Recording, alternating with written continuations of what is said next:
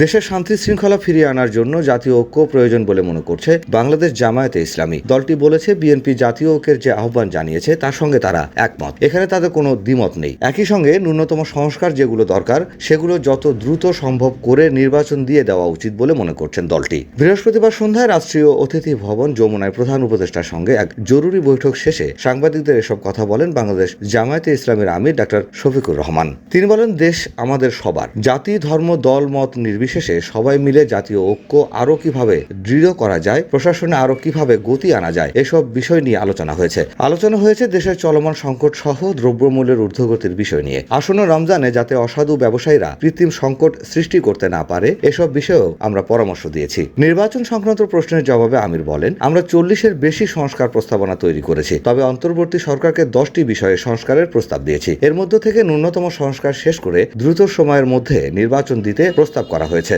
ISKCON ইস্যুতে অপর এক প্রশ্নের জবাবে তিনি বলেন, শুধু ইসকন নয়, আমরা বলেছি জাতীয় স্বার্থের বিরুদ্ধে যারাই যাবে তাদের বিরুদ্ধেই পদক্ষেপ নিতে হবে। বৈঠকে 4 সদস্যের প্রতিনিধি দলে জামায়াত আমিরের সঙ্গে উপস্থিত ছিলেন 2 সহকারী সেক্রেটারি জেনারেল হামিদুর রহমান আজাদ, আব্দুল হালিম এবং নির্বাহী পরিষদ সদস্য সাইফুল আলম খান মিলন।